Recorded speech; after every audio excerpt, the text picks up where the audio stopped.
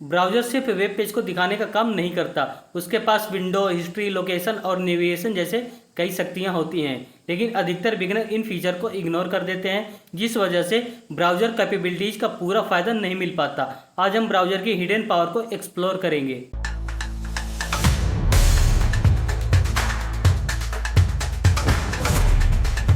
नमस्कार, मैं हूं नितिन केसरी और आप देख रहे हैं साइट बिल्डर। आज हम जावास्क्रिप्ट बॉम यानी ब्राउज़र ऑब्जेक्ट मॉडल को जीरो टू हीरो सीखेंगे। Window, history, navigation, screen, location और टाइमिंग एपीआईज को समझेंगे। ब्राउज़र के साथ इंटरेक्शन के अलग अलग तरीकों को देखेंगे। प्रैक्टिकल कोडिंग एग्जाम्पल के जरिए कॉन्सेप्ट को क्लियर करेंगे। तो चलिए शुरुआत करते हैं। अब सबसे पहले समझते हैं बॉम क्या होता है। बॉम ब्राउजर के साथ इंटरेक्ट करने के लिए जावास्क्रिप्ट का इंटरफेस है। इसके थ्रू हम ब्राउजर से जुड़े फंक्शन एक्सेस कर सकते हैं, जैसे window, history, navigator, screen, location, timing, cookies, local storage. इन्हें मिलाकर बॉम कहा जाता है। बॉम का सबसे बड़ा और मेन ऑब्जेक्ट होता है विंडो। तो सबसे पहले हम समझते हैं विंडो ऑब्जेक्ट क्या होता है। विंडो ब्राउजर का ग्लोबल ऑब्जेक्ट है। इसमें सारे ब्राउजर रिलेटेड फीचर्स स्टोर होते हैं। जेएस का हर ग्लोबल वेरिएबल फंक्शन विंडो के अंदर ही स्टोर होता है। अगर आप ब्राउजर में जेएस चलाते हो तो आप चाहे या ना चाहे विंडो का यूज होता ही है। तो मैं आपको इसको प्रैक्टिकली दिखा देता हूँ। ये है हमारा ब्राउजर। इसमें लिया हमने एक न्यू विंडो। अब मैं इसके कंसोल में लिखूंगा विंडो। यहाँ मैं टाइप करूंगा विंडो और कर दूंगा एंटर। यहाँ क्लिक करेंगे तो देख सकते हैं ये पूरा विंडो ऑब्जेक्ट दिखा दे रहा है। यहाँ आप देख सकते हैं जैसे अलर्ट होता है, अलर्ट पॉपअप दिखाने के लिए। इसी तरह मैं कंट्रोल एफ करके लिखूंगा प्रॉम्प्ट। यहाँ देख सकते हैं हमको प्रॉम्प्ट दिख रहा है। ये यूजर से इनपुट लेने के लिए यूज किया जाता है। हमने जो स्टार्टिंग में पढ़ चुके हैं, alert, prompt, confirm, set time out, set interval, location, history, navigator, वही सारे ऑब्जेक्ट यहाँ शो होंगे। और ये सारे ऑब्जेक्ट भी दिखा रहा है, तो आप इनको देख के समझ सकते हैं। अब हम समझेंगे हिस्ट्री। ब्राउजर ऑब्जेक्ट मॉडल का हिस्ट्री ऑब्जेक्ट ब्राउजर के टैब सेशन के विजिटेड पेज को मैनेज करता है। इसका यूज यूजर को पेज के बीच में नेविगेट करने के लिए होता है, जैसे ब्राउजर के बैक और फॉरवर्ड बटन्स। यह है इसके कुछ की मेथड एंड प्रॉपर्टीज। तो इसमें है सबसे पहले हिस्ट्री डॉट बैक। ये एक पेज पीछे जाता है बैक बटन की तरह। जैसे कि अगर आप पेज 3 पर हो और ये कॉल करो तो पेज 2 पे आ जाओगे। नेक्स्ट है हिस्ट्री डॉट फॉरवर्ड। ये एक पेज आगे जाता है फॉरवर्ड बटन की तरह। अगर आप पेज 2 पे हो और ये कॉल करो तो आप पेज 3 पे आ जाओगे। नेक्स्ट है हिस्ट्री डॉट गो ब्रैकेट में एन। यहाँ एन का मतलब होता है नंबर। इसमें आप कोई नंबर भी दे सकते हो, निगेटिव या पॉजिटिव। जैसे कि आप यहाँ दे रहे हैं हिस्ट्री डॉट गो और ब्रैकेट में 2, तो आप 2 पेज आगे फॉरवर्ड हो जाओगे। अगर आप यहाँ दे रहे हैं हिस्ट्री डॉट गो -2, यहाँ आप 2 पेज बैक आ जाएंगे। नेक्स्ट है हिस्ट्री डॉट लेंथ। ये करंट टैब या सेशन में टोटल पेज विजिटेड को काउंट करता है। जैसे कि अगर आपने पेज 4 विजिट किया तो history dot length equal to हो जाएगा 4। मतलब कि आप जितने पेज विजिट करेंगे ये उसका टोटल काउंट दे देगा। अब हम हिस्ट्री को इन सभी प्रॉपर्टीज के थ्रू समझेंगे। तो यहाँ आप देख सकते हैं हमने 4 पेज बनाया है। Page 1, page 2, page 3 and page 4। ये हमने हिस्ट्री को अच्छे से समझने के लिए बनाया ताकि हम एक पेज से दूसरे पेज में नेविगेट कर सकें। अब मैं आपको वन बाय वन सभी पेज को समझा देता हूँ। अब सबसे पहले हम पेज 1 को समझेंगे। तो आप यहाँ देख सकते हैं ये सिंपल एचटीएमएल स्ट्रक्चर, और यहाँ हमने टाइटल दिया है पेज 1। यहाँ हमने एक H1 हेडिंग भी दिया पेज 1 नाम का, और इसके बाद हमने एक पैराग्राफ भी लिखा है। इसके बाद हमने एक नेविगेशन लिंक क्रिएट किया है, जिसमें हमने पेज 2 का पाथ दिया हुआ है, ताकि हम यहाँ क्लिक करके पेज 2 में जंप कर सकें। इसके बाद हमने एक पैराग्राफ यूज किया है, जिससे हम ब्राउजर हिस्ट्री को काउंट कर सकें। यहाँ देख सकते हैं हमने पैराग्राफ के अंदर स्पैन टैग में लिखा है आईडी इक्वल टू लेंथ। मतलब हमने इसके अंदर एक आईडी दिया है स्पैन टैग के अंदर। मतलब कि ये एक छोटा सा कंटेनर है जिसमें हम जावास्क्रिप्ट से डायनेमिक वैल्यू डालेंगे। इसके बाद हमने एक लाइन जावास्क्रिप्ट लिखा है स्क्रिप्ट टैग के अंदर। तो यहाँ आप देख सकते हैं हमने लिखा document dot get element by ID length. मतलब उस एलिमेंट को सिलेक्ट करो जिसकी आईडी है लेंथ। तो यहाँ देख सकते हैं इसकी आईडी है लेंथ, तो इसको हमने कर लिया यहाँ सेलेक्ट। इसके बाद हमने लिखा dot inner text equal to history dot length. ये उस स्पैन के अंदर ब्राउजर हिस्ट्री का टोटल पेज सेट करता है। मतलब कि ब्राउजर हिस्ट्री का लेंथ बताता है कि हम कितने पेज विजिट किए। तो यहाँ आप देख सकते हैं पेज वन का स्ट्रक्चर कुछ इस तरह भी दिखाई दे रहा है। अब मैं आपको पेज टू समझाऊंगा। तो यहाँ देख सकते हैं ये है पेज टू का कोड। तो यहाँ पेज टू पे देख सकते हैं हमने एक लिंक बनाया है पेज थ्री पे जंप करने के लिए। इसके बाद हमने एक बनाया बटन, और इसमें हमने एक फंक्शन दिया है ऑन क्लिक पर कि जब भी हम इस बटन पर क्लिक करेंगे तो हम वन स्टेप बैक जा सकते हैं। और इसके बाद हमने एक दूसरा बटन बनाया है, इस पे हम जब भी क्लिक करेंगे तो यहाँ हमने लिखा है हिस्ट्री डॉट फॉरवर्ड, तो इससे हम वन पेज फॉरवर्ड हो सकते हैं, मतलब आगे की तरफ जा सकते हैं। और नेक्स्ट बटन बनाया हमने, और यहाँ एन की जगह हमने नंबर दे दिया है निगेटिव में, तो ये क्या करेगा करेंट पेज से टू पेज बैक चला जाएगा। और यहाँ हमने कर दिया टोटल पेज इन हिस्ट्री, तो ये हमें टोटल पेज की हिस्ट्री दे देगा कि हमने कितने हिस्ट्री में विजिट किया है, उसकी लेंथ आ जाएगी। तो यहाँ हमने दे दिया पैराग्राफ में स्पैन टैग के अंदर आईडी लेंथ नाम की, तो आईडी के थ्रू हम इस स्पैन टैग को एक्सेस कर लेंगे और इसमें हम डायनेमिकली वैल्यू डालेंगे। तो यहाँ आप देख सकते हैं पेज वन का है, जैसे ही हम इस पर क्लिक करेंगे हम जंप कर जाएंगे पेज टू पे। तो पेज टू का स्ट्रक्चर कुछ इस तरह है। सबसे पहले हमने एक लिंक बनाया है, यहाँ आप देख सकते हैं पेज थ्री में जंप करने के लिए। उसके बाद फर्स्ट बटन है बैक के लिए, नेक्स्ट बटन है फॉरवर्ड के लिए, और नेक्स्ट डायरेक्टली जंप करने के लिए। इसके बाद पैराग्राफ, तो यहाँ आप देख सकते हैं तीन बटन है, एक बैक के लिए, एक फॉरवर्ड के लिए, और एक डायरेक्टली जंप करने के लिए। और यहाँ पे टोटल पेज की हिस्ट्री दे रहा है। यहाँ हमने टू पेज पर विजिट कर लिए इसलिए यहाँ शो हो रहा है टू, ये डायनेमिकली वैल्यू है। अब हम समझेंगे पेज थ्री को। तो सेम लॉजिक यहाँ भी है। तो सबसे पहले हमने यहाँ एक लिंक क्रिएट किया है पेज फोर पे जंप करने के लिए।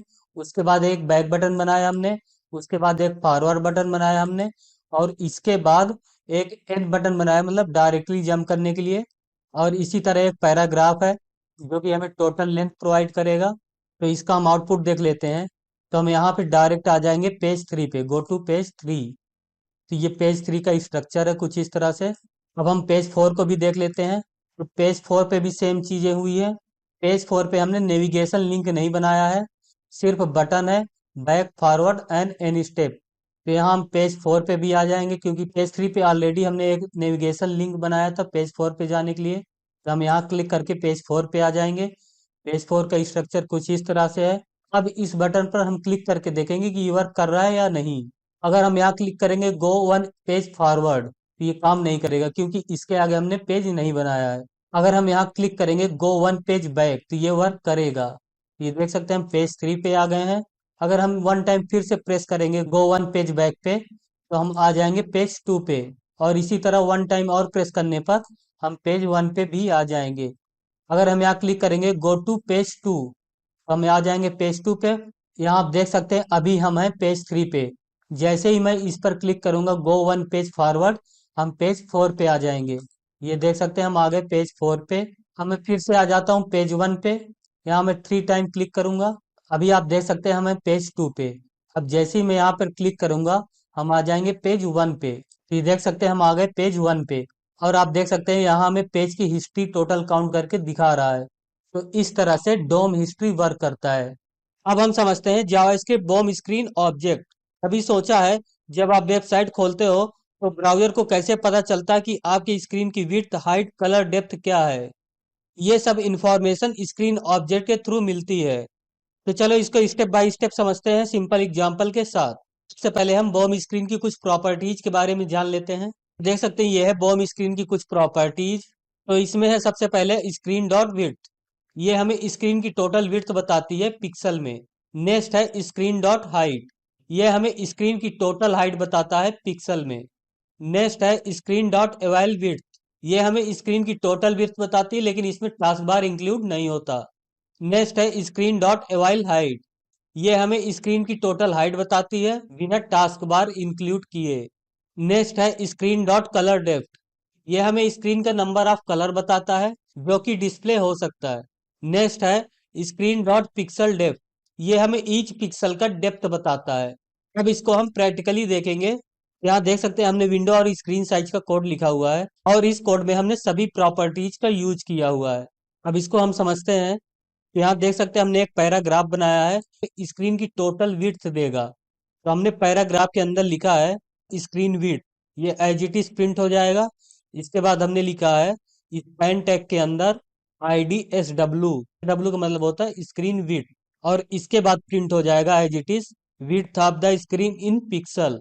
मतलब यहाँ जो भी वैल्यू प्रिंट होगी वो जावास्क्रिप्ट से कैलकुलेट होके डायनेमिकली वैल्यू प्रिंट होगी। इसी तरह हमने सेम लिखा है स्क्रीन हाइट के लिए, लेकिन यहाँ हमने आईडी कर दिया है SH। बाकी सारी चीजें सेम है। इसके बाद है स्क्रीन की अवेलेबल विड्थ कितनी है, तो ये हमें स्क्रीन की अवेलेबल विड्थ बताएगा, और इसकी आईडी है SAW। इसी तरह नेक्स्ट है स्क्रीन की अवेलेबल हाइट, और इसकी आईडी है SAH। नेक्स्ट है स्क्रीन की कलर डेप्थ, ये हमें स्क्रीन का कलर डेप्थ बताएगा, और इसकी आईडी है SCD। नेक्स्ट है स्क्रीन डॉट पिक्सल डेप्थ, ये हमें स्क्रीन की पिक्सल डेप्थ बताएगा, और इसकी आईडी हमने रखा है SPD।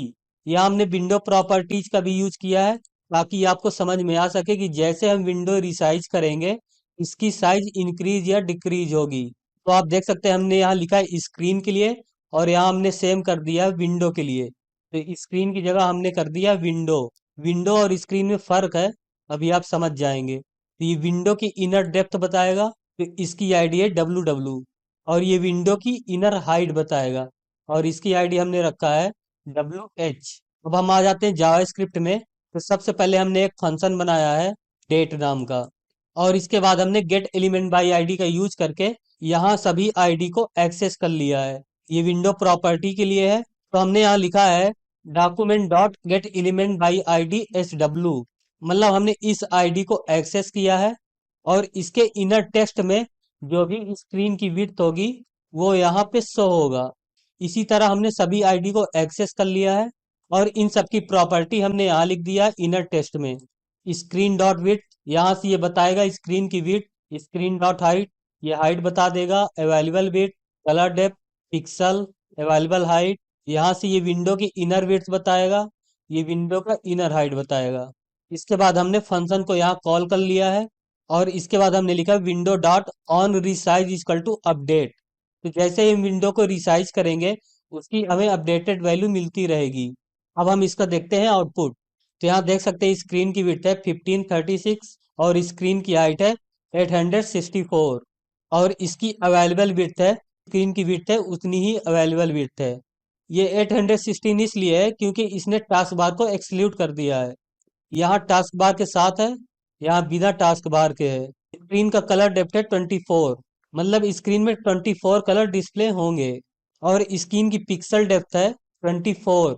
यहाँ आप देख सकते हैं विंडो की इनर विड्थ है 768, और विंडो की इनर हाइट है 347। स्क्रीन विड्थ का मतलब होता है हमारे कंप्यूटर की टोटल विड्थ, ना कि विंडो। विंडो होता है हमारा ब्राउजर का, और स्क्रीन होता है हमारा पूरा स्क्रीन। यहाँ स्क्रीन का मतलब है कंप्यूटर की टोटल स्क्रीन विड्थ, और विंडो इनर विड्थ का मतलब होता है ब्राउजर की विंडो का विड्थ। तो जैसे हम विंडो को रिसाइज करेंगे इसकी विड्थ इंक्रीज या डिक्रीज हो जाएगी, लेकिन हमारी स्क्रीन की विड्थ वही रहेगी। तो मैं आपको करके दिखा देता हूँ। आप यहाँ देखेंगे window inner dot width and window inner dot height पे। तो अभी मैं विड्थ को रिसाइज कर रहा हूँ, यहाँ देख सकते हैं नंबर डिक्रीमेंट हो रहा है। अब मैं विंडो की हाइट रिसाइज करके दिखा देता हूँ। ये देख सकते हैं विंडो की हाइट भी डिक्रीज हो रहा है, यहाँ देख सकते हैं 49। अब आप यहाँ देखेंगे विंडो की टोटल विड्थ कितनी है 1536, लेकिन अगर हम विंडो को रिसाइज करेंगे तो इसकी विड्थ चेंज नहीं होगी। यहाँ देख सकते हैं इसकी विड्थ चेंज नहीं हो रही क्योंकि ये स्क्रीन की टोटल विड्थ है ना कि विंडो की। तो ये है विंडो और स्क्रीन में फर्क। आई होप आपको समझ में आ गया होगा। अब हम समझेंगे बॉम लोकेशन। तो बॉम लोकेशन क्या करता है, ये लोकेशन ऑब्जेक्ट ब्राउजर के करंट पेज के यूआरएल को कंट्रोल करने के लिए होता है। यहाँ आप देख सकते हैं ये है इसकी कुछ इंपॉर्टेंट प्रॉपर्टीज। इन सभी प्रॉपर्टीज को हम वन बाय वन समझेंगे। तो इसमें सबसे पहला लोकेशन डॉट href, ये क्या करता है, ये करंट पेज के फुल यूआरएल को रिटर्न करता है। नेक्स्ट है लोकेशन डॉट होस्ट नेम, ये डोमेन नेम रिटर्न करता है। नेक्स्ट है लोकेशन डॉट पाथ नेम, ये करंट पेज के पाथ को रिटर्न करता है। नेक्स्ट है लोकेशन डॉट प्रोटोकॉल, ये प्रोटोकॉल शो करता है जैसे कि HTTPS है कि HTTP है।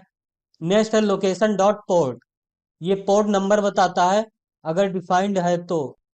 नेक्स्ट है लोकेशन डॉट सर्च, ये क्वेरी स्ट्रिंग रिटर्न करता है, मतलब जो यूआरएल के बाद का पार्ट होता है। नेक्स्ट है लोकेशन डॉट हैज। ये यूआरएल के हैज के बाद का पार्ट टैग रिटर्न करता है। अब हम प्रैक्टिकली समझेंगे लोकेशन डॉट एच को। सबसे पहले मैं एक पैराग्राफ बना लेता हूँ, इसमें हम अपना करंट यूआरएल शो कराएंगे। मैं यहाँ लिखूंगा पैराग्राफ और इसकी आईडी दे देता हूँ यूआरएल। इसमें अब कुछ नहीं होगा। अब मैं एक बटन बना लेता हूँ ताकि हम उस पर क्लिक करने के बाद एक्शन परफॉर्म कर सकें।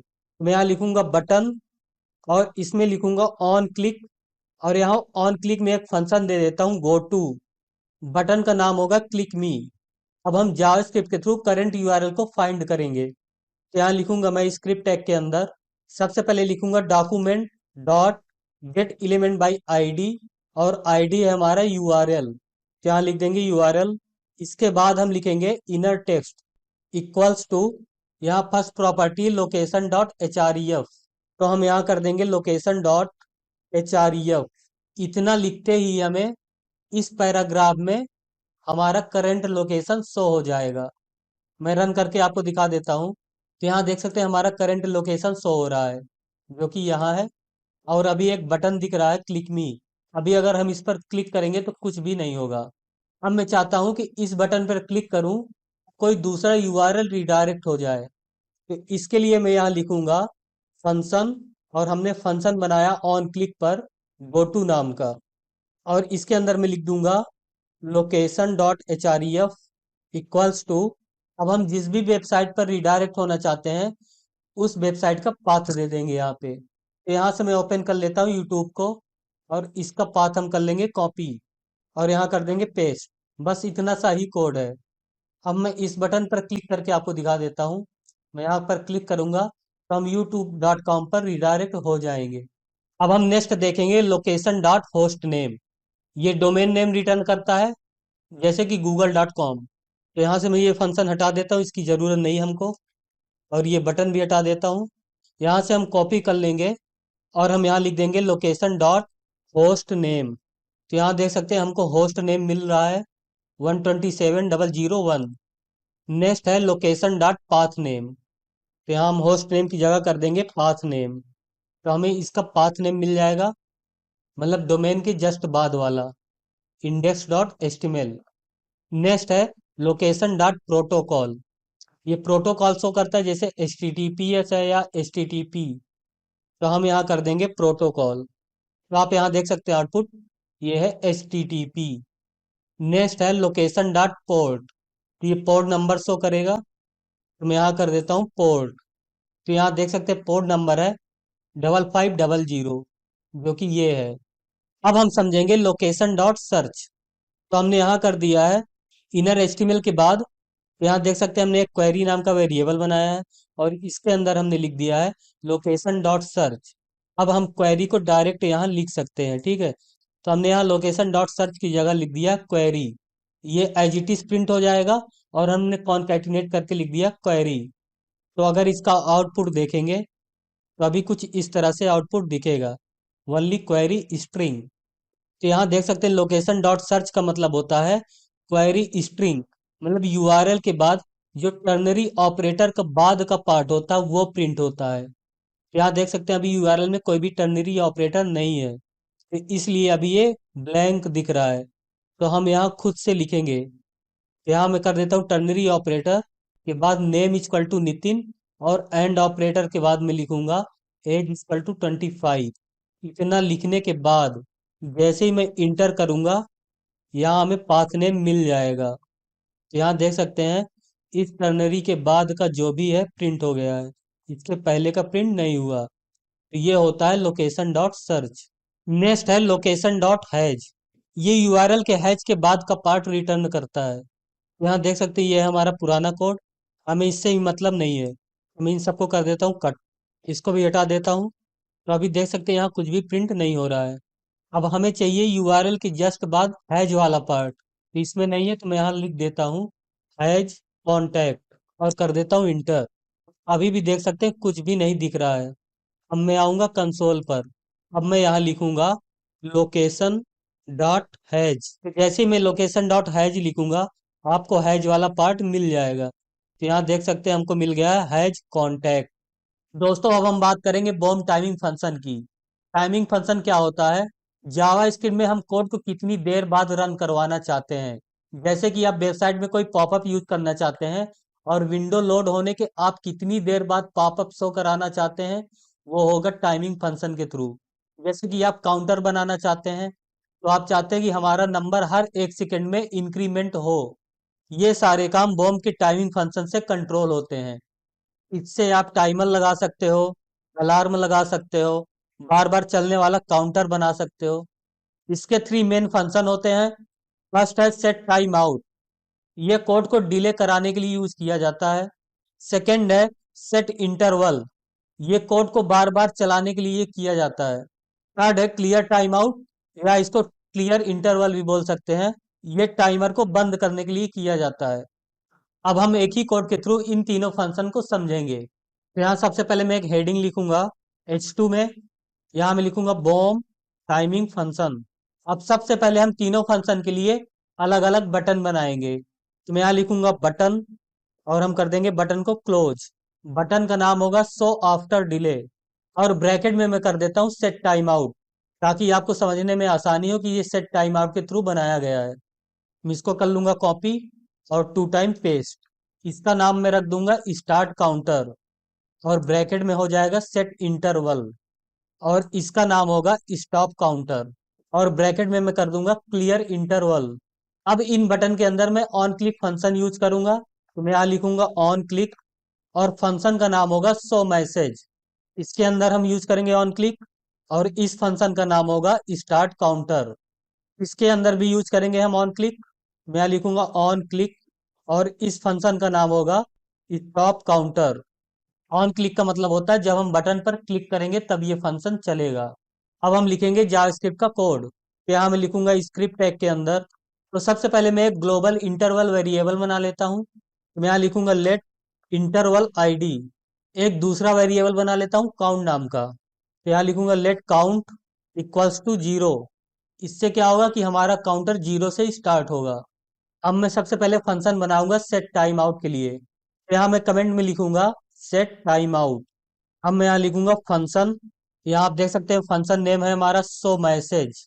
तो मैं इसको कर लूंगा कॉपी, और यहाँ कर दूंगा पेस्ट। मैं इसके अंदर लिखूंगा document dot get element by ID. ID लिखने से पहले मैं यहाँ एक आईडी डिफाइन कर लेता हूँ, ताकि हम यहाँ आउटपुट आपको दिखा सकें। तो मैं लिखूंगा यहाँ ड्यू, आईडी होगा हमारा आउटपुट नाम का, और यहाँ मैं मैसेज दिखा देता हूँ आउटपुट विल अपीयर हेयर। तो यहाँ आपको आउटपुट दिखेगा, ठीक है। अब इस आईडी को मैं यहाँ मेंशन करूंगा। मैं यहाँ लिखूंगा आउटपुट। इसके बाद मैं लिखूंगा इनर टेक्स्ट, और इनर टेक्स्ट में हम मैसेज देंगे इक्वल्स टू वेट 3 सेकेंड, क्योंकि हम मैसेज शो कराने में 3 सेकेंड का डिले रखेंगे। तो इसलिए मैं यहाँ पहले से ही लिख दे रहा हूँ। अब हम यूज करेंगे फंक्शन सेट टाइम आउट का।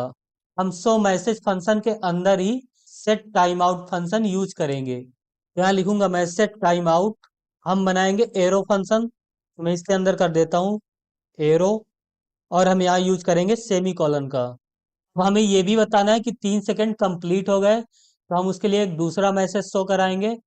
तो मैं इसको कर लेता हूँ कॉपी, क्योंकि हमें इसी की जगह दूसरा मैसेज शो कराना है। तो यहाँ मैं लिख देता हूँ 3 सेकेंड कंप्लीट। तो यहाँ आप देख सकते हैं हेडिंग शो हो रही बॉम टाइमिंग फंक्शन, और उसके बाद 3 बटन शो हो रहे हैं, और यहाँ मैसेज दिख रहा है आउटपुट विल अपीयर हेयर।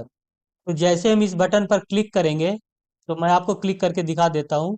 ये मैंने क्लिक कर दिया। हमें 3 सेकेंड वेट करने के लिए कहा जा रहा है। 3 सेकेंड कंप्लीट होते ही यहाँ मैसेज शो हो रहा है 3 सेकेंड कंप्लीट। अब जो हम कोड करेंगे इस बटन के लिए करेंगे, स्टार्ट काउंटर के लिए। तो चलिए कोड करके देखते हैं। इसको मैं कर लेता हूँ कॉपी, और यहाँ कर दूंगा पेस्ट, और यहाँ सेट टाइम आउट की जगह कर दूंगा सेट इंटरवल। अब हम जो कोड करेंगे वो सेट इंटरवल के लिए करेंगे।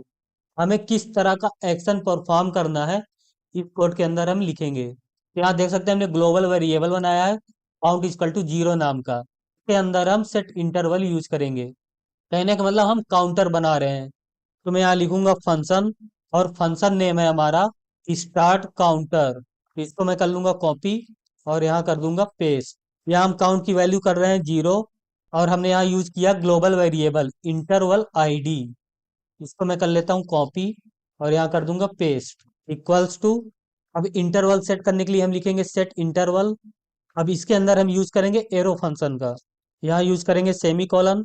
अब मैं काउंटर को इंक्रीमेंट करना चाहता हूँ, तो मैं यहाँ लिख दूंगा काउंट प्लस प्लस।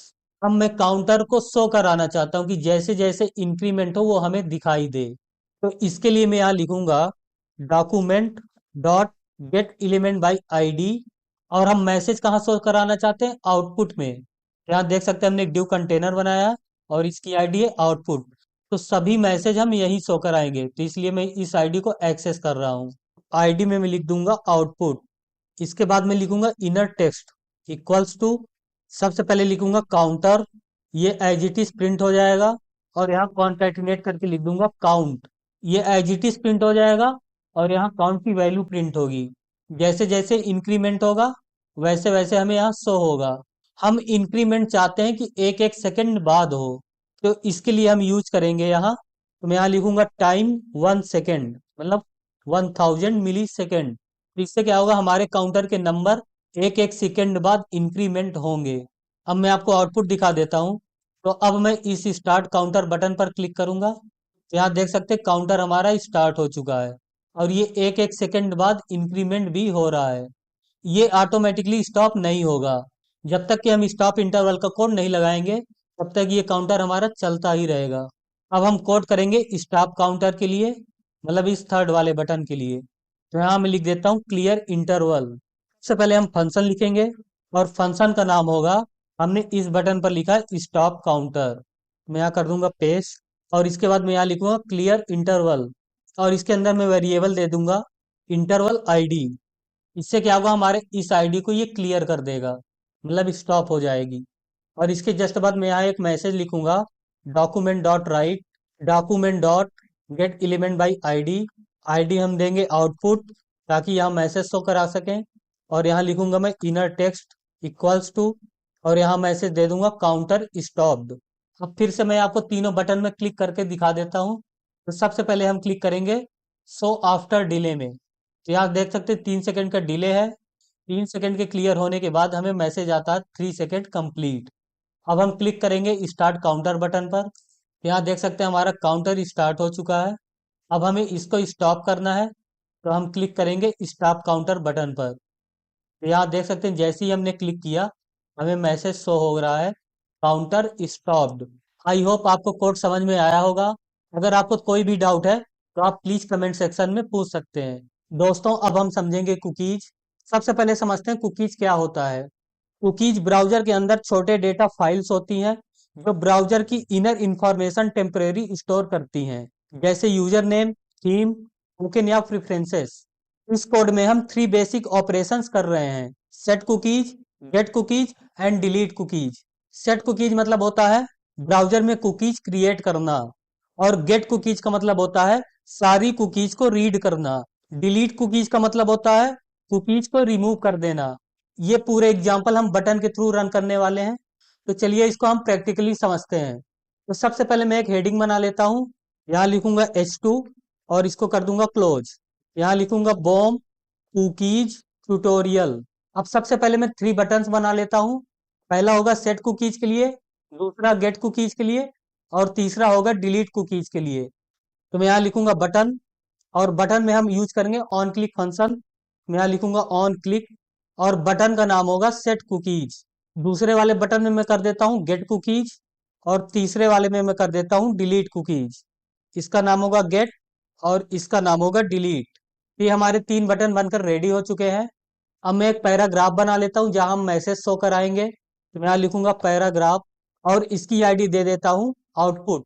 इसमें बस इतना ही लिखेंगे। अब इसको हम जावास्क्रिप्ट के थ्रू एक्सेस करके यहाँ मैसेज शो कराएंगे। अब हम लिखेंगे जावास्क्रिप्ट का कोड। तो कोड लिखने के लिए हम यूज करेंगे स्क्रिप्ट टैग का।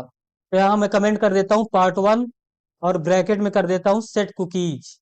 यहाँ हम सबसे पहले सेट कुकीज के लिए कोड करेंगे जो कि इस बटन के लिए होगा। सबसे पहले मैं यहाँ एक फंक्शन बनाऊंगा। मैं यहाँ लिखूंगा फंक्शन। फंक्शन नेम होगा हमारा सेट कुकीज। ये हमने फंक्शन बना लिया है। अब इस फंक्शन के अंदर हम कुकीज को सेट करेंगे। तो कुकीज सेट करने के लिए हम लिखेंगे डॉक्यूमेंट डॉट कुकीज, इससे हमारा कुकीज सेट हो जाएगा। और इसके बाद हम लिखेंगे इक्वल्स टू, और डबल क्योट के अंदर हम लिखेंगे यूजर नेम। सबसे पहले हम यूजर नेम को सेट करेंगे। यहाँ लिखूंगा user name equals to Nitin, और इसके बाद हम यूज करेंगे सेमी कॉलन का। इसके बाद हम एक्सपायरी डेट देंगे कि हमारा कुकीज कब तक वैलिड होगा, और उसके बाद ऑटोमेटिकली एक्सपायर हो जाएगा। तो यहाँ लिखूंगा मैं एक्सपायर्स इक्वल्स टू, यहाँ कर देता हूँ फ्राइडे, तो हम इसको लिखेंगे शॉर्टकट में FRI, कॉमा 31 दिसंबर 2027, टाइम 12 o'clock, 00 और 00। ये होगा मिनट के लिए, ये सेकंड के लिए। यहाँ कर देंगे UTC, और इसके बाद हम यूज करेंगे सेमी कॉलन का। अब हमें कुकीज को बताना होगा कि वेबसाइट में कहाँ पर एक्सेसिबल होगा। तो अगर आप पूरी वेबसाइट में एक्सेस करना चाहते हैं तो आप यहाँ लिखेंगे पाथ इक्वल्स टू स्लैश। अगर आप पर्टिकुलर किसी इनपुट के लिए एक्सेस करना चाहते हैं तो आप लिखेंगे पाथ इक्वल टू स्लैश। मान लीजिए हम करना चाहते हैं यूजर नेम के लिए, तो हम यहाँ कर देंगे यूजर नेम। इस तरह से हम लिख सकते हैं। लेकिन अभी हम पूरी वेबसाइट के लिए एक्सेस करना चाहते हैं, तो मैं यहाँ से यूजर नेम हटा दूंगा। तो सिर्फ ऐसा रहेगा, ठीक है। अब मैं दो कुकीज और सेट करूंगा, एक थीम के लिए और एक टोकन नंबर के लिए। तो मैं इसको कर लूंगा कॉपी, और 2 टाइम कर दूंगा पेस्ट। यहाँ लिखूंगा थीम, और थीम होगा हमारा डार्क। बाकी सारी चीजें सेम होंगी। और यहाँ कर देता हूँ यूजर नेम की जगह टोकन, और टोकन नंबर दे देता हूँ 1 2 3 A B, और कर देता हूँ Z। तो ये हमने 3 कुकीज सेट कर लिया है। कुकीज सेट होने के बाद हमें मैसेज शो कराना है कि कुकीज सेट हो गई हैं। तो यहाँ मैं लिखूंगा document dot get element by ID, और ID हमारा आउटपुट। यहाँ लिख दूंगा मैं आउटपुट। हम इस पैराग्राफ के लिए लिख रहे हैं क्योंकि हमें यहाँ मैसेज शो कराना है। और इसके जस्ट बाद में लिखूंगा इनर टेक्स्ट इक्वल्स टू, यहाँ कर देता हूँ कुकीज सेट सक्सेसफुली। तो ये हमारा पार्ट 1 कंप्लीट हो चुका है। अब मैं कोड करूंगा पार्ट 2 के लिए, जिसमें हम गेट कुकीज करेंगे, मतलब कुकीज को रीड करेंगे। तो इस फंक्शन के जस्ट बाहर मैं दूसरा फंक्शन बनाऊंगा, और इसको कर लूंगा मैं कॉपी, और यहाँ कर दूंगा मैं पार्ट 2, और इसकी जगह कर देता हूँ गेट कुकीज। सबसे पहले मैं एक फंक्शन क्रिएट कर लेता हूँ। मैं लिखूंगा फंक्शन, फंक्शन नेम होगा हमारा गेट कुकीज। मैं इसको कर लेता हूँ कॉपी, और यहाँ कर दूंगा पेस्ट। अब इसके अंदर मैं वेरिएबल बनाऊंगा। यहाँ लिखूंगा let all cookies equals to document dot cookie. इससे हमारा सभी कुकीज स्ट्रिंग फॉर्म में शो होंगी।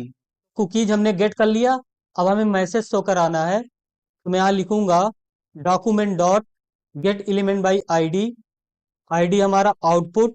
इसके बाहर में लिखूंगा इनर टेक्स्ट इक्वल्स टू, यहाँ सबसे पहले लिख दूंगा कुकी, ये एज इट इज प्रिंट हो जाएगा।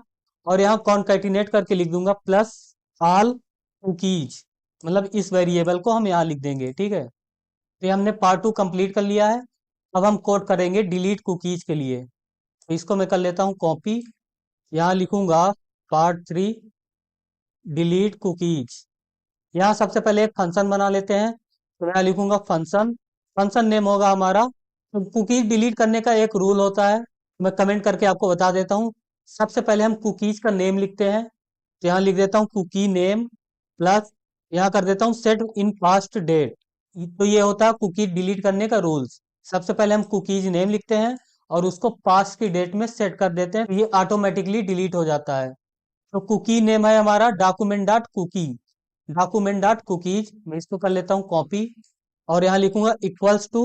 अब सबसे पहले जैसे जैसे हमने कुकीज सेट किया है, उसी तरह हमने 1 बाई 1 डिलीट करना होगा। तो मैं इन तीनों को कर लेता हूँ कॉपी, और यहाँ कर दूंगा पेस्ट, और यहाँ कर देता हूँ यूजर नेम इक्वल्स टू, और यहाँ नितिन को कर देता हूँ रिमूव। यहाँ डार्क को भी कर देता हूँ रिमूव, और यहाँ टोकन नंबर भी रिमूव कर देता हूँ। अब हम फ्राइडे की जगह कर देते हैं थर्सडे, और इसको 31 की जगह कर देते हैं 1। दिसंबर को हम कर देंगे जनवरी, और यहाँ 2027 को कर दूंगा मैं 1997। यहाँ 12 को कर दूंगा 00, और बाकी चीजें सेम रहेंगी। तो ये हमने कुकीज को पास की डेट में सेट कर लिया है। तो इससे हमारा कुकीज हो जाएगा डिलीट। अब हम आउटपुट में एक मैसेज शो कराएंगे कि हमारी कुकीज डिलीट हो गई हैं। तो मैं यहाँ लिखूंगा document dot get element by ID। ID हमारा output, dot inner text equals to, तो यहाँ लिख देता हूँ कुकीज डिलीट सक्सेसफुली। तो ये हमने मैसेज दे दिया। जैसे ही हम डिलीट बटन पर क्लिक करेंगे, ये मैसेज हमें शो हो जाएगा और सारी कुकीज डिलीट हो जाएंगी। अब मैं आपको आउटपुट दिखा देता हूँ। तो ये है हमारा हेडिंग, और यहाँ 3 बटन दिख रही हैं, set cookies, get cookies and delete cookies. तो अब हम सेट कुकीज पर कर रहे हैं क्लिक। ये देख सकते हैं हमने क्लिक किया और मैसेज शो हुआ, कुकीज सेट सक्सेसफुली। तो जो भी हमने इंफॉर्मेशन दिया था, user name Nitin, theme dark, और हमने टोकन नंबर दिया था, वो सभी कुकीज में सेट हो गई हैं। तो अब हमें देखना कि वो चीजें सेट हो गई या नहीं, तो हम क्लिक करेंगे गेट कुकीज पे। तो यहाँ देख सकते हैं कोई एरर है, देख सकते हैं हमने गलती किया है। यहाँ लिखा है डॉक्यूमेंट डॉट कुकीज, ये कुकीज नहीं कुकी होता है। यहाँ भी सही है और यहाँ भी गड़बड़ है। अब हम चेक करेंगे कुकीज सेट सक्सेसफुली, और हम यहाँ क्लिक करेंगे गेट कुकीज में। यहाँ देख सकते हैं हमने कुकीज गेट कर लिया, user name Nitin, theme dark, और टोकन नंबर है 123 ABZ। अब हम कुकीज को डिलीट करेंगे, तो हम यहाँ करेंगे डिलीट पर क्लिक। यहाँ देख सकते हैं मैसेज शो हो रहा कुकीज डिलीट सक्सेसफुली। अब अगर हम डिलीट करने के बाद गेट पर क्लिक करेंगे तो हम गेट नहीं कर पाएंगे। मैं यहाँ क्लिक करके देखता हूँ, यहाँ देख सकते हैं कुछ भी प्रिंट नहीं हो रहा है। तो इसका मतलब हमने कुकीज को सक्सेसफुली डिलीट कर लिया है। जब हम फिर से सेट पर क्लिक करेंगे भी हम गेट कर पाएंगे और तभी डिलीट कर पाएंगे। ठीक है, आई होप आपको ये वीडियो समझ में आया होगा। अब हम समझेंगे लोकल स्टोरेज को। लोकल स्टोरेज क्या होता है? लोकल स्टोरेज वेब डेवलपमेंट का एक इम्पोर्टेंट टॉपिक है, स्पेशली जब आपको यूजर डेटा को परमानेंटली सेव करना होता है, जैसे dark theme, heart items, login status, form inputs etc. और लोकल स्टोरेज को समझने से पहले एक क्वेश्चन, कुकीज और लोकल स्टोरेज में क्या डिफरेंस होता है, चलिए समझते हैं। तो आप यहाँ देख सकते हैं, ये है कुकीज और लोकल स्टोरेज का डिफरेंस। सबसे पहले बात करते हैं स्टोरेज साइज की। कुकीज में आप ओनली 4 KB तक स्टोर कर सकते हैं, लेकिन आप लोकल स्टोरेज में 5 से 10 MB तक स्टोर कर सकते हैं। नेक्स्ट है एक्सपायरी रिक्वायर्ड। कुकीज में एक्सपायरी रिक्वायर्ड होती है, लेकिन लोकल स्टोरेज में एक्सपायरी लिखने की कोई ज़रूरत नहीं होती, इसे मैनुअली डिलीट करना पड़ता है। नेक्स्ट है सेंड टू सर्वर। तो कुकीज में ऑटोमेटिकली यूरी रिक्वेस्ट सेंड हो जाता है, लेकिन लोकल स्टोरेज में ओनली ब्राउजर में स्टे करता है। नेक्स्ट है यूज केस। तो कुकीज को हम जनरली लॉगिन सेशन ऑथेंटिकेशन के लिए यूज करते हैं, लेकिन हम लोकल स्टोरेज को जैसे theme, cart item, user setting, large data store करने के लिए करते हैं। नेक्स्ट है ईज ऑफ यूज। तो कुकीज थोड़ा कॉम्प्लेक्स होता है, इसको स्ट्रिंग पार्सिंग नीड की जरूरत होती है, लेकिन लोकल स्टोरेज थोड़ा इजी होता है, इसमें हम सेट आइटम और गेट आइटम मेथड का यूज कर सकते हैं। नेक्स्ट है सिक्योरिटी के लिए। तो कुकीज सेंसिटिव डेटा के लिए सुटेबल नहीं होता, और लोकल स्टोरेज सेफर होता है, बस सेंसिटिव डेटा को अवॉइड करता है। तो ये हो गया इसका डिफरेंस। अब हम लोकल स्टोरेज की कुछ प्रॉपर्टीज को समझेंगे। तो इसमें सबसे पहला है local storage dot set item. तो सेट आइटम के थ्रू हम डेटा को ब्राउजर में शो करते हैं। नेक्स्ट है local storage dot get item. तो इसका यूज डेटा को रीड और फेच करने के लिए किया जाता है। नेक्स्ट है local storage dot remove item. तो रिमूव आइटम का यूज हम डेटा को डिलीट करने के लिए करते हैं, किसी स्पेसिफिक की के लिए। नेक्स्ट है लोकल स्टोरेज डॉट क्लियर। तो ये लोकल स्टोरेज से सारे डेटा को एक ही बार में क्लियर कर देता है। नेक्स्ट है लोकल स्टोरेज डॉट लेंथ। तो ये हमें लोकल स्टोरेज में स्टोर्ड नंबर ऑफ कीज बताता है। नेक्स्ट है लोकल स्टोरेज डॉट की इंडेक्स। तो ये किसी स्पेसिफिक इंडेक्स का हमें की रिटर्न करता है। अब इन सभी प्रॉपर्टीज को हम प्रैक्टिकली यूज करके देखेंगे। तो सबसे पहले मैं एक हेडिंग बना लेता हूँ। मैं यहाँ लिखूंगा H2 और इसको कर दूंगा क्लोज। हेडिंग डाल देता हूँ बॉम लोकल स्टोरेज। अब सबसे पहले मैं 4 बटन बना लेता हूँ और बटन को कर दूंगा क्लोज। हम बटन की आईडी देंगे सेव बीटीएन, और बटन का नाम होगा सेव डेटा। मैं इसको कर लेता हूँ कॉपी। इस आईडी का नाम रखेंगे हम गेट बीटीएन, और इस आईडी का नाम रखेंगे हम डिलीट बीटीएन, और इस आईडी का नाम रखेंगे हम क्लियर बीटीएन। इसी तरह यहाँ भी नाम चेंज कर देंगे। यहाँ हो जाएगा गेट डेटा, और यहाँ हो जाएगा डिलीट डेटा, और यहाँ कर देंगे क्लियर डेटा। अब मैं इसके जस्ट नीचे एक पैराग्राफ बना लेता हूँ, जहाँ हम मैसेज शो कराएंगे। तो मैं यहाँ लिख देता हूँ पी, और इसकी आईडी होगी आउटपुट। अब हम स्क्रिप्ट टैग के अंदर लिखेंगे जावास्क्रिप्ट का कोड। तो यहाँ लिखूंगा मैं स्क्रिप्ट टैग तो सबसे पहले हम कोड करेंगे सेट डेटा के लिए, जो कि इस बटन के लिए होगा। तो मैं यहाँ कमेंट में लिख देता हूँ सेट डेटा। तो सबसे पहले मैं एक कांस्टेंट वेरिएबल बनाऊंगा और वेरिएबल नेम होगा हमारा सेव बीटीएन। हमने इसी नेम से वेरिएबल भी बना लिया। और इसके बाद लिखूंगा इक्वल्स टू, अब यहाँ लिखूंगा document dot get element by ID. हम इस आईडी को एक्सेस कर लेंगे, तो मैं यहाँ से इसको कर लेता हूँ कॉपी और यहाँ कर देंगे पेस्ट। हमने आईडी एक्सेस कर लिया। हम यहाँ लिखूंगा सेव बीटीएन, जो कि हमारा ये वेरिएबल है। इसके बाद मैं इवेंट लिसनर यूज करूंगा, तो मैं यहाँ लिखूंगा ऐड इवेंट लिसनर। अब ऐड इवेंट लिसनर के अंदर हम दो पैरामीटर पास करते हैं, जो कि एक स्ट्रिंग होगा और एक होगा फंक्शन। तो ये स्ट्रिंग हमें बताता है कि हमें किस तरह का एक्शन परफॉर्म करना है। तो मैं यहाँ कर देता हूँ क्लिक। इसका मतलब ये होता है कि हम बटन में क्लिक करेंगे तब ये एक्शन परफॉर्म होगा। और इसके बाद मैं यूज करूंगा कॉमा और इसके बाद मैं लिखूंगा फंक्शन। तो ये हो गया हमारा फंक्शन। अब मैं यहाँ यूज कर लेता हूँ सेमी कॉलन। अब फंक्शन के अंदर हम लोकल स्टोरेज में आइटम सेट करेंगे। तो आइटम सेट करने के लिए मैं यहाँ लिखूंगा local storage dot set item. हम इसके अंदर आइटम सेट कर रहे हैं यूजर नेम। तो ये की और वैल्यू के फॉर्म में होगा। तो की पे आ जाएगा यूजर नेम और वैल्यू में आ जाएगा यूजर नेम का नेम, जैसे कि नितिन। अब हम सेकेंड आइटम सेट करेंगे। मैं यहाँ फिर से लिखूंगा local storage dot set item. यहाँ मैं कर दूंगा थीम और थीम होगा डार्क। अब मैं तीसरा आइटम भी सेट करूंगा। यहाँ लिखूंगा local storage dot set item. यहाँ लिखूंगा इज लॉग्ड इन और लॉग इन होगा ट्रू। इसके बाद हम मैसेज देंगे। तो मैसेज देने के लिए हम एक्सेस करेंगे इस आईडी को। तो यहाँ लिखूंगा मैं document dot get element by ID और आईडी हमारा आउटपुट। और इसके बाहर में लिखूंगा इनर टेक्स्ट इक्वल्स टू और यहाँ देंगे हम मैसेज। यहाँ दे देता हूं मैं डेटा सेव्ड। तो ये हमारा डेटा सेट हो चुका है। तो आप यहाँ आउटपुट देख सकते हैं, हमारा हेडिंग शो हो रहा है और 4 button save data, gate data, delete data and clear data. अब अगर हम सेव डेटा पर क्लिक करेंगे तो यहाँ देख सकते हैं मैसेज शो हो रहा है डेटा सेव्ड। मतलब जो भी हमने कोड में डेटा दिया है वो सेव हो चुका है। अब हम कोड करेंगे गेट डेटा के लिए, मतलब हम लोकल स्टोरेज से डेटा गेट करेंगे, मतलब फेच करेंगे या रीड करेंगे। तो चलिए इसका कोड करते हैं। तो यहाँ मैं कमेंट लिख देता हूँ गेट डेटा। तो यहाँ देख सकते हैं हमने बटन बनाया है, इसकी आईडी है गेट बीटीएन। तो मैं इसी नाम से वेरिएबल बना लेता हूँ। तो मैं यहाँ लिखूंगा const get BTN equals to document dot get element by ID और आईडी हमारा गेट बीटीएन। अब इसके बाद मैं लिखूंगा get BTN dot add event listener. अब इसके बाद हम दो पैरामीटर पास करेंगे। फर्स्ट होगा क्लिक के लिए और दूसरा होगा फंक्शन। अब हम इन सभी आइटम को गेट करेंगे, या हमने सेट कर लिया है।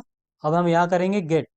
तो गेट करने के लिए मैं यहाँ लिखूंगा let user equal to local storage dot get item और आइटम है हमारा यूजर नेम। यहाँ देख सकते हैं ये है हमारा यूजर नेम। तो इसके थ्रू हम आइटम को गेट करेंगे। मैं इसको कर लेता हूँ 2 टाइम कॉपी और यहाँ हम कर देंगे थीम के लिए और तीसरा हो जाएगा लॉगिन के लिए। और यहाँ यूजर नेम की जगह कर दूंगा थीम और इस यूजर नेम की जगह कर दूंगा इज लॉग्ड इन। अगर आपको टाइप करने में दिक्कत है तो आप यहाँ से कॉपी कर लेंगे सीधा, ताकि गलती ना हो। ये तीनों डेटा हमने गेट कर लिया है। इसके बाद हम मैसेज शो कराएंगे। तो मैसेज शो कराने के लिए हम सीधा लिखेंगे document dot get element by ID और आईडी हमारा आउटपुट। इसके बाद हम लिखेंगे इनर टेक्स्ट इक्वल्स टू और हम यहाँ मैसेज देंगे कि हम यूज करेंगे बैकटिक का। तो इस तरह से आप बैकटिक का यूज करेंगे और इसके अंदर हम लिखेंगे यूजर नेम, ये एज इट इज प्रिंट हो जाएगा। और हम यहाँ यूज करेंगे डॉलर सिंबल का और यहाँ लिखेंगे यूजर। तो इससे हमारे यूजर की वैल्यू प्रिंट हो जाएगी। और यहाँ यूज करूंगा मैं बैक स्लैश का और कर दूंगा एन, इससे हो जाएगा लाइन चेंज। उसके बाद यहाँ लिखूंगा थीम डॉलर और वेरिएबल बनाया हमने थीम नाम का, तो यहाँ कर दूंगा थीम। यहाँ देख सकते हैं थीम और सेम चीज यहाँ भी कर देंगे। यहाँ भी यूज करूंगा बैक स्लैश और एन और इसके बाद मैं लिखूंगा लॉग इन और यहाँ यूज करेंगे डॉलर सिंबल का और यहाँ कर दूंगा मैं लॉगिन, क्योंकि हमारा वेरिएबल है लॉग इन। तो इस तरह से हम आउटपुट दिखाएंगे। तो ये हमने डेटा गेट कर लिया है। अब मैं आपको आउटपुट दिखा देता हूँ। यहाँ देख सकते हैं, सबसे पहले हम करेंगे सेव बटन पर क्लिक। तो डेटा सेव हो चुका है। इसके बाद हम क्लिक करेंगे गेट डेटा पर। यहाँ देख सकते हैं एरर है, यहाँ प्रिंट हो रहा है डॉलर यूजर, क्योंकि हमने यूज किया सिंपल ब्रैकेट। हमें यूज करना चाहिए कर्ली ब्रैकेट। तो मैं यहाँ कर देता हूँ कर्ली ब्रैकेट। अब मैं फिर से करूंगा सेव डेटा पर क्लिक। इसके बाद मैं क्लिक करूंगा गेट डेटा पर। तो यहाँ देख सकते हैं अब यूजर नेम की वैल्यू प्रिंट हो रही है। तो user name Nitin, theme dark, login true. अब हम डिलीट डेटा के लिए कोड लिखेंगे। तो चलिए देखते हैं। यहाँ मैं कमेंट लिखूंगा डिलीट डेटा। तो यहाँ देख सकते हैं आईडी है डिलीट बीटीएन नाम का। तो मैं इसको कर लेता हूँ कॉपी। सबसे पहले मुझे एक्सेस करना बटन को। मैं यहाँ लिखूंगा document dot get element by ID. ID हमारा डिलीट बीटीएन नाम का। और यहाँ कर देता हूँ const delete BTN equals to, ये हो जाएगा हमारा वेरिएबल और ये है आईडी। तो हमने बटन को एक्सेस कर लिया है। अब मैं यहाँ लिखूंगा delete BTN dot add email listener. अब मैं जब डिलीट बटन पर क्लिक करूंगा तो यहाँ लिखूंगा क्लिक, कॉमा, और फंक्शन रन होगा क्लिक करने पर। तो मैं यहाँ लिखूंगा फंक्शन। तो यहाँ लिखूंगा local storage dot remove item. सबसे पहले हम रिमूव करेंगे यूजर नेम को। तो मैं यहाँ लिख दूंगा यूजर नेम, और इसको मैं कर लूंगा वन टाइम कॉपी, और यहाँ कर दूंगा थीम। यहाँ देख सकते हैं हमने 3 आइटम सेट किए हैं, यूजर नेम, थीम और लॉगिन। तो हम डिलीट कर रहे हैं ओनली 2 आइटम को, यूजर नेम एंड थीम। और इसके बाद हमें मैसेज शो कराना है। तो मैं यहाँ लिखूंगा document dot get element by ID, और आईडी हमारा आउटपुट। इसके बाद लिखूंगा इनर टेक्स्ट इक्वल्स टू, और यहाँ लिख दूंगा सिलेक्टेड डेटा डिलीटेड। यहाँ मैंने ऐसा क्यों लिखा, क्योंकि हम यूजर नेम और ओनली थीम को डिलीट कर रहे हैं, लॉगिन को डिलीट नहीं कर रहे हैं। इसलिए हमने यहाँ लिखा सिलेक्टेड डेटा डिलीटेड। यहाँ ब्रैकेट में लिख देता हूँ यूजर नेम प्लस थीम। अब मैं आपको आउटपुट दिखा देता हूँ। यहाँ देख सकते हैं आउटपुट। सबसे पहले हम डेटा सेव करेंगे, डेटा सेव, डेटा गेट करेंगे। हमने डेटा गेट कर लिया, user name Nitin, theme dark, login true. अब हम डेटा डिलीट करेंगे। यहाँ देख सकते हैं selected data deleted, user name plus theme, मतलब यूजर नेम और थीम डिलीट हो गया।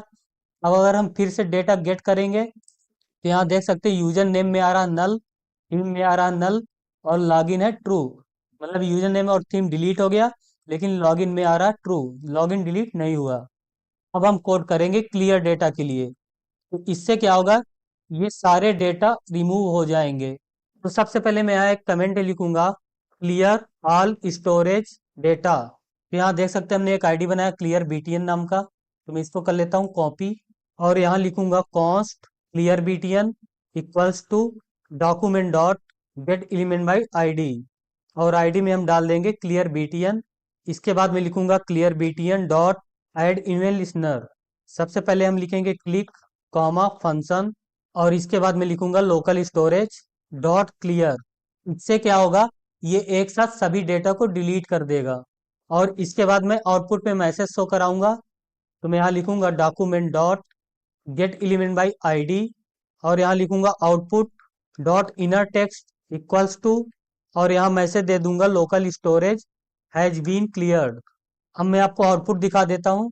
तो सबसे पहले हम क्लिक करेंगे सेव डेटा पर। डेटा सेव हो गया। इसके बाद हम गेट डेटा करेंगे।